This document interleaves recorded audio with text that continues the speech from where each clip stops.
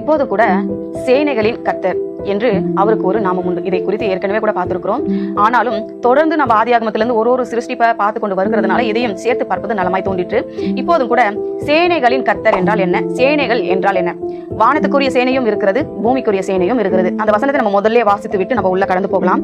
ஆதியாகமம் 2ஆம் அதிகாரம் 1வது வசனத்துல, இவ்விதமாக வானமும் பூமியும் அவைகளின் சர்வ சேனையும் உண்டாக்கப்பட்டு தீர்ந்தன. இந்த வசனங்களை நம்ம வாசித்து பார்க்கிறோம். வானமும் பூமியும் அவைகளின் சர்வ சேனை. இப்ப வானத்துக்குரிய சேனை என்பது என்ன என்று நம்ம பார்க்கும் பொழுது, சூரியன், சந்திரன், நட்சத்திரங்கள், கோள்கள், அங்க இருக்கிறது அந்த மில்கி வே என்று சொல்வார்கள் இல்லையா, கேலக்சி, இது எல்லாவற்றையும் உருவாக்கினார். அதற்கு மேலாக தேவ தூதர்களையும் உண்டாக்கினார். இது எல்லாமே வானத்துக்குரிய சேனை. பூமிக்குரிய சேனை எது என்று பார்த்தால் மனுஷன், மிருக ஜீவன்கள், மரம், செடி, கொடி, இந்த பூமியில இருக்கிற சகலமும் பூமிக்குரிய சேனைகள். வானத்துக்குரிய சேனை, பூமிக்குரிய சேனை. சரி, இது ரெண்டுத்துக்கும் என்ன வித்தியாசம்? வானத்துக்குரிய சேனை என்ன பண்ணும்? பழுகி பெருகாது. அதால என்ன பண்ண முடியாது? பழுகி பெருக முடியாது. ஆனா அவங்க என்ன ஏன் அப்படி நம்ம அந்த வார்த்தையை நம்ம அப்படி தியானிக்கிறோம் அப்படின்னா, பாருங்க, ஆதி காலம் முதல் ஆபிரகாம்ல இருந்து, நோவாவில இருந்து, ஆதாம்ல இருந்து பார்த்த அதே நிலாவை, அதே சூரியனை, அதே நட்சத்திரங்களை நாமும் பார்க்கிறோம். அன்றையில இருந்து இன்றைக்கு வைக்கும் ஒரே பூமி, ஒரே வானம், ஒரே நட்சத்திரம், ஒரே சூரியன் என்று பல ஆயிரம் வருடங்களாக நம்ம பார்த்து கொண்டு வருகிறோம். சரியா? அது இதுவரைக்கும் பழுகி பெருகினது இல்ல. ரெண்டாவது, தூதர்களும் கூட நீங்க பாத்தீங்கன்னா அவங்க இதுவரைக்கும் என்ன பண்ணலையாம்? பழுகி பெருகவில்லை. அவங்க பழுகி பெருகினாங்கன்னா என்ன ஆகும்? பூமி தாங்காது இல்லையா? ஆகினால இந்த வானத்துக்குரிய சேனைக்கு பழுகி பெருகக்கூடியதான ஒரு காரியம் இல்லை.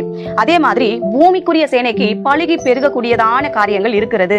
ஒரு மரம் நிச்சயமாக ஒரு விதையை போட்டோம்னா ஒரு மரம் முளைத்து அதுல இருந்து 100 கனியை கொடுக்கிறது. அந்த 100 மரங்கள் 1000 கனியை கொடுக்கிறது. பழுகி பெருகுகிறது. ஒரு மனுஷனும் அதே போலதான் பழுகி பெருகுகிறான். அதற்காக தான் தேவன் என்ன பண்ணார்? ஆதாம் ஏவாளையும் பண்படுத்தும்படி ஏதேன் தோட்டத்துல வைத்து நீங்கள் பழுகி பெருகுங்கள் என்று சொன்னார். ஒரு பூமிக்குரிய சேனைக்கு பழுகி பெருகக்கூடியதான வாய்ப்பு இருக்கிறது. வானத்துக்குரிய சேனைக்கு பழுகி பெருகக்கூடியதான வாய்ப்பு இல்லை. மூன்றாவது, வானத்துக்குரிய சேனைக்கு மரணம் கிடையாது. நன்றாக கவனித்து பாருங்கள். ஆதியிலிருந்து அதே சூரியனோ சந்திரனோ நட்சத்திரங்களும் அப்படியே தான் இருக்கிறது. அதுக்கு மரணம் கிடையாது. அதே போலதான் காபிரியேல், மிகாவேல், இப்படி ஒவ்வொரு தூதர்கள் பெயரை நம்ம சொல்லும் பொழுது அவர்கள் இதுவரைக்குமே அந்த தூதர்கள் தான் பூமியிலே உலாவி கொண்டிருக்கிறார்கள். அப்போ அந்த தூதருக்கும் வானத்துக்குரிய சேனைக்கும் மரணம் இல்லை. ஏன்னா அது பழுகியும் பெருகாது. ஆனா பூமிக்குரிய சேனைக்கு மரணம் உண்டு. பாருங்க, பூமிக்குரிய சேனை மறிக்க வேண்டும். ஏன்னா அது பழுகி பெருகக்கூடியது. இது பழுகி பெருகக்கூடியதுனாலதான் இதுக்கு மரணம் உண்டு. வானத்துக்குரிய சேனைக்கு பழுகி பெருகக்கூடிய தன்மை இல்லாததுனால மரணம் இல்லை. ஏன்னா ஆதி காலம் முதல் அது ஒன்றாகவே இருந்து கொண்டு இருக்கிறது.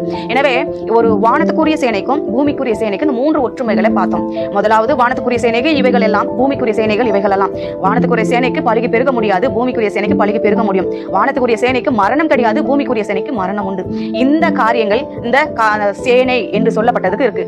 இந்த எல்லா சேனைகளுக்கும் கர்த்தர் தான் நம்முடைய தேவன்.